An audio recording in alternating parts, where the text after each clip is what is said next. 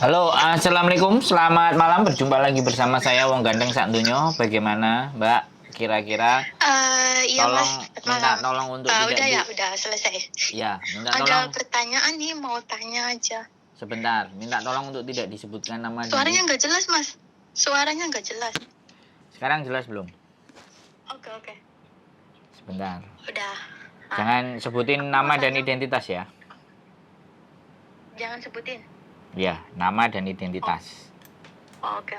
Karena ini masuk rekaman, nanti akan kita naikkan ke dalam konten Oke, YouTube. oke. Bagaimana saya bisa membantunya. Aku ada pertanyaan nih. Boleh. Aku kan di sini mau 4 tahun, tapi aku pakainya extend visa yang setahun gitu. Terus bulan 10 kan aku finish, tapi itu maksudnya sebelum habis visaku di sini bisa nggak ya kalau misalnya kita mau ke Korea gitu Mas bikin visa? Oh, itu aja pertanyaannya. Ya, terus ada lagi Mas, majikanku kan boleh, aku kan ngomong kalau sebelum balik tapi aku cuti. Maksudnya kan dalam setahun kan ada 2 minggu libur kan, cuti tahunan gitu. Aku ke Korea dulu, terus majikan ya udah boleh nggak apa-apa 2 minggu, tapi dia mau tanda tangan gitu loh Mas. Aku nggak tahu caranya gimana, bisa nggak ya? Oke. Kalau sampean mau ke Korea karena sampean di bawah tanda tangan majikan, otomatis sampean datang ke konsulat Korea yang ada di Admiralty. Kemudian nyari form karena sampean posisinya dengan majikan, ada harus surat pernyataan yang ditandatangani oleh majikan dan majikan sampean mengizinkan. Iya. Jadi sampean tinggal aja ke Admiralty, konsulat jenderalnya Korea. Nggak tahu aku di lantai berapa. Aku pernah ke sana, makanya aku lupa. Kalau lantainya aku lupa, tapi aku pernah masuk, aku pernah datang karena aku pernah urus visa. Jadi aku nggak tahu. Ya, nanti di googling lah. Consulate General of Korea itu di Admiralty. Iya. Dekat sini. Kalau saya di KOSWB. Jadi saya pernah masuk dan datang di sana, lebih baik sampean langsung menanyakan informasinya dari mereka.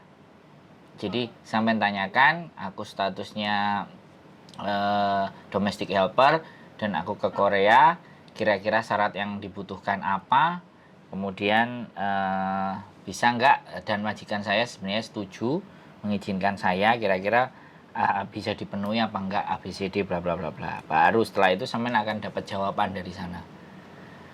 Apakah sampean bisa atau tidak, itu mereka yang memberikan jawaban, bukan saya. Kan seperti itu ceritanya.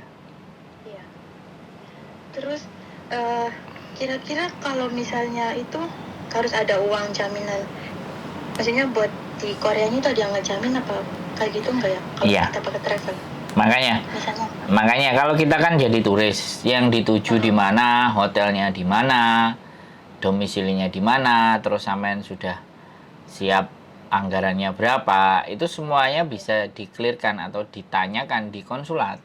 Pastinya jawabannya ada di sana, Mbak.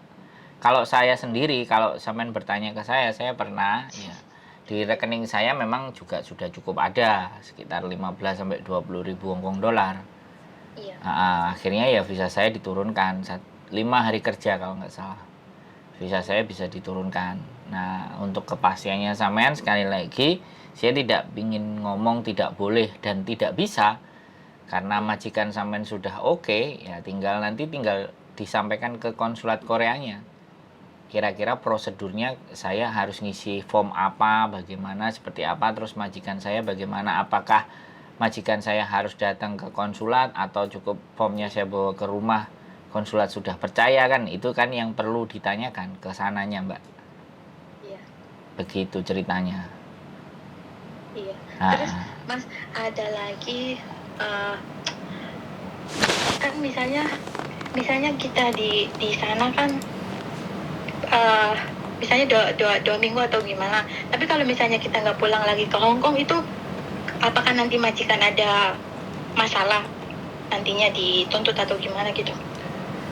Iya, dituntut tidak, tapi ibaratnya konsulat Korea akan menandai majikan sampean suatu ketika nanti karena dokumen dan formnya itu sudah masuk ke mereka, otomatis ya mereka punya catatan. Seperti itu ceritanya. Catatannya ya suatu saat bisa jadi kan ada CC-nya lagi yang ada di sana.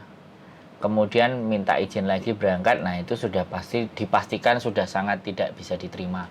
Ini Mbak alamatnya, lantai 5, Far East Finance Center 16 Harcourt Road, Hong Kong. Stasiun, sebentar dengerin dulu, saya bacain dulu karena ini di konten ya. Saya bacain di konten karena tidak hanya untuk sampean, tapi konten ini untuk semuanya. Jadi stasiun Admiralty keluar B2 lantai 5 gedung berwarna emas di seberang exit B2. Oh, jam operasinya kontak telepon +852 25 29 4141. Email jam operasi jam 9.00 sampai 07.30 kecuali waktu makan siang 12 sampai 13. Konsulat tutup pada hari Sabtu dan Minggu. Hari libur nasional disebutkan. Wis. Kalau di Google tulisnya apa? Konsulat Korea di itu ya? Ya, Consulate General Republik Korea in Hong Kong. Gitu boleh. Okay. Tulis bahasa Indonesia ya boleh, tapi di halaman saya sudah bahasa Indonesia semua ya. Oh. Lah Mas, aku mau tanya lagi, kalau misalnya kita ngelihat kita punya uang enggaknya itu pakai bank apa ya? Kita harus punya bank apa? Ya terserah sampean, BOC bisa, SBC kebetulan kalau saya punyanya SBC. Hari ini kan saya dari Korea kan kirim ke bank BOC, tapi uangnya itu mental Mas. Uangnya tuh udah udah masuk tapi di sininya nggak masuk. Berapa jumlahnya?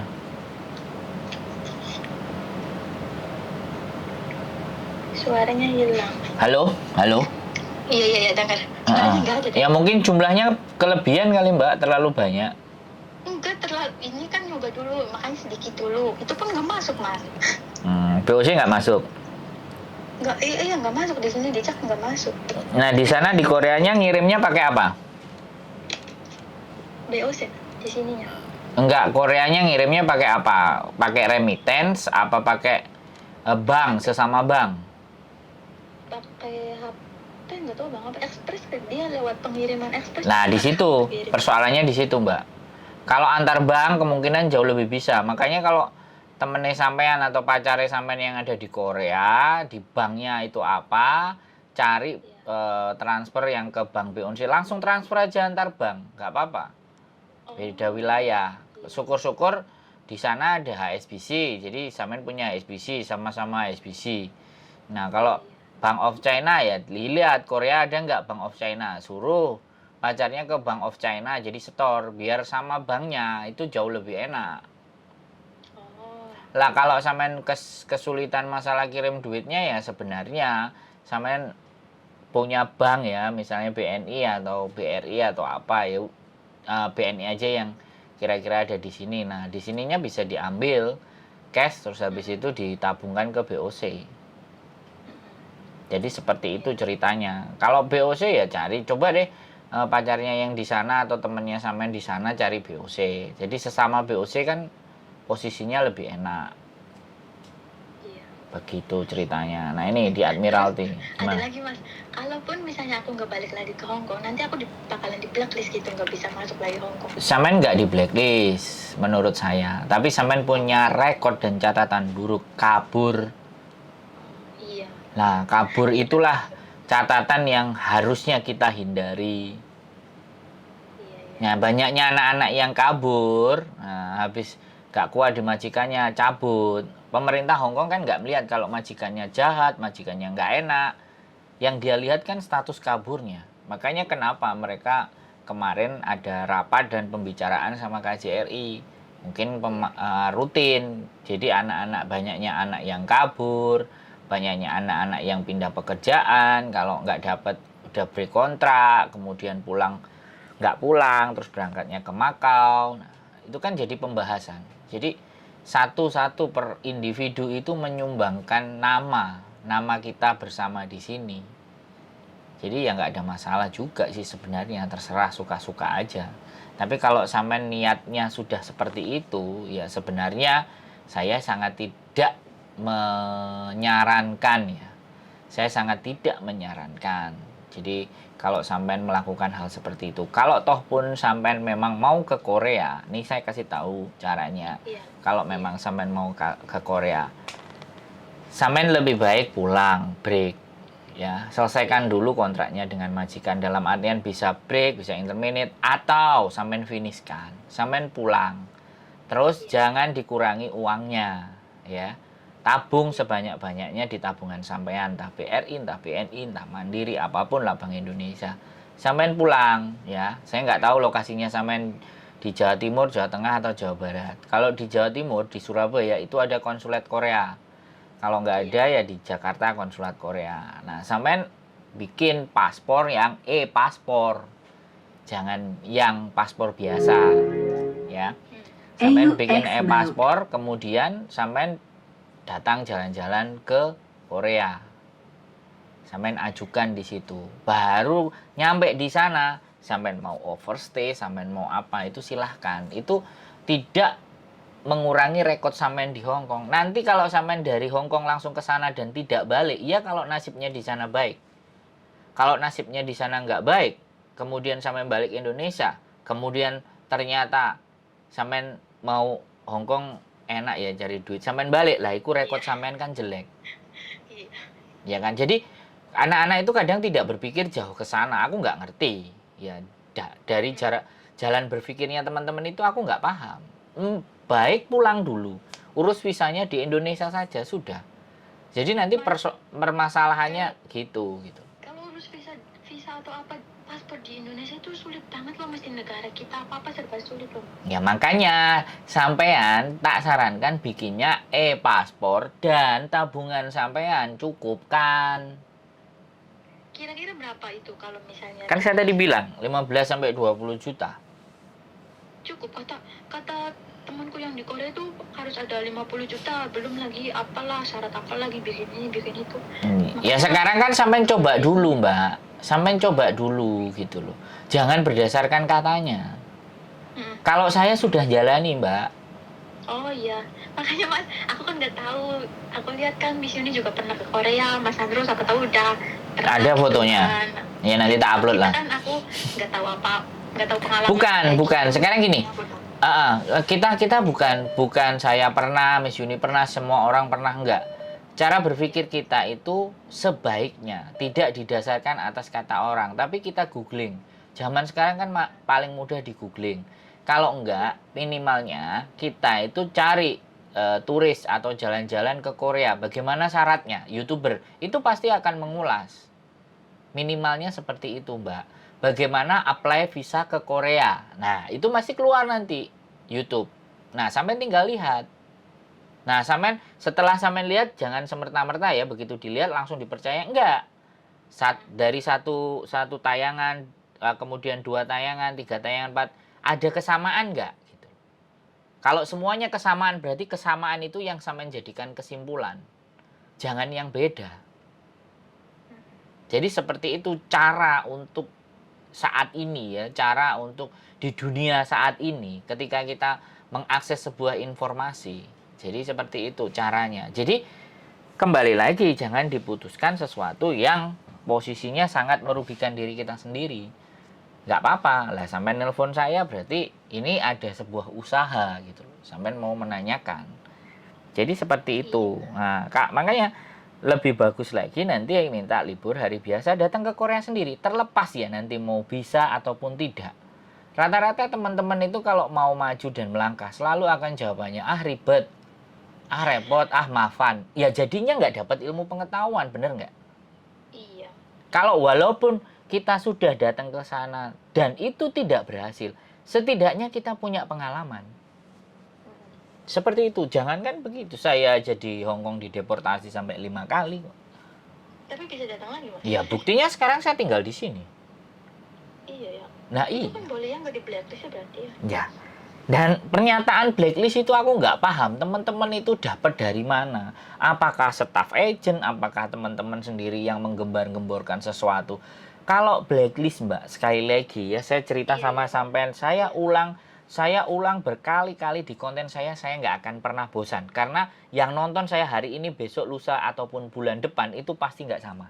Ya, Jadi saya akan terus menyampaikan ini. Jadi yang dinamakan blacklist itu adalah rekod catatan kriminal. Ya, mencuri. Ya, selain mencuri itu walaupun coklat diwaihong dan ketahuan dan dilaporkan polisi itu mencuri sudah. Yang kedua, ibaratnya dia ngelanggar lampu merah terus tiba-tiba ada polisi savencing mkoy kayak gitu kan. Terus ngerokok sembarangan. Itu kita bisa bicara blacklist. Jualan. Wong jualan di kos WB aja itu kemarin masih bisa masuk. Aku ada kemarin, cuman belum tak naik, belum aku wawancari lagi, dia masih masa apa namanya di majikan baru, dia masih adaptasi. Nanti kalau udah dia libur tak tanyain, tak bikinin konten. Jadi dia pernah jualan gamis di Victoria Park, ketangkep polisi, dibawa ke Wancai, di interview, terus KTP kebetulan majikannya baik, dijamin, digaransi sama majikan, ya sudah. Begitu balik kemarin ditanyain agennya, disuratin sama imigrasi. Ini pernah ada kejadian kasus apa? Oke, terus dijawab kronologis, selesai, visa turun. Nah ini, tapi sekali lagi, itu ibaratnya ya, aku nggak ngerti kapasitas ringan, berat apa enggak, terbukti apa enggak jualannya. Yang penting dia pernah mengalami seperti itu. Nah, nggak tahu kalau anak-anak yang jualan yang sudah ketahuan transaksinya terus ditangkap, itu blacklist juga bisa. Jadi yang dinamakan blacklist itu yang seperti itu. Blacklist itu kalau misalnya kita pernah kabur dari negara lain, terus kita kan katanya nggak bisa masuk lagi selama beberapa tahun gitu loh. Ya itu tidak bisa dipastikan karena tidak ada peraturan di dalam imigrasi. Imigrasi itu mau mengizinkan kita masuk dan tidak, itu suka-suka mereka. Depend on officer. Jadi bukan sebabnya blacklist. Kecuali sampean melakukan pembunuhan di Hong Kong, kemudian sampean dideportasi terus balik lagi ke Hong Kong. Nah ini kan beda persoalan kan. Pembunuhan kan. Iya kan? Utang aja yang visanya turun juga ada. Tapi kalau anak itu akan jujur bilang ke PT pernah utang dan tidak pernah bayar, PT pasti nggak mau proses. Takut kali ya Mas? Bukan takut, ya nggak mau punya masalah. PT kan cari untung Mbak. Iya. Kalau nyari untung ternyata yang diproses sembel gedes kan nggak jadi dapat untung. Kering apa jenenge kerja keras, iya kerja bakti lah. Kan seperti itu Mbak. Jadi ada sesuatu hal yang justru ketika jujur dikatakan orang nggak mau proses. Tapi bagaimanapun kalau kita punya masalah visa, kita juga nggak akan turun. Yang rugi tetap kita sendiri. Jadi ini yang sangat terjadi. Saya sekali lagi Mbak, saya juga ngomong nih di konten saya juga sudah saya sampaikan dan saya buat. Saya jadi turis 23 bulan di Hong Kong. Saya hanya overstay 1 hari, saya bayar selesai. Hah? Mas, enak banget ya, mudah ya? Kok mudah banget 1 hari selesai? Ya, karena waktu itu saya mau King ke Shenzhen, ternyata bordernya Shenzhen ditutup, saya harus balik lagi ke Hong Kong. Ya kan? Balik lagi ke Hong Kong, sedangkan saya sudah harus keluar Hong Kong, saya ditulis overstay 1 hari. Makanya saya bayar, dibalikin di Hong Kong, besok pagi saya balik lagi ke Shenzhen. Besok pagi nunggu bordernya buka. AUX mode. Jadi kayak gitu Mbak. Makanya itu kan butuh pemikiran, butuh kecerdasan, butuh kita mengetahui lokasi, area bermain kita bagaimana. Kita mau seperti apa. Kalau malas mikir ya sudah. Makanya kan saya ngajakin ngobrol. Siapa yang telepon sama saya, ayo diskusi. Bukan saya yang benar, bukan Anda yang salah. Anda yang benar, bukan saya yang salah. Tapi supaya sampean bisa mengatur langkah dan strategi apa yang harus dilakukan ketika sampean punya keinginan A, keinginan B, keinginan C, kan itu tuh Mbak. Makanya kan teman diskusi supaya waktu saya nggak habis begitu saja, ya tak naikin di konten.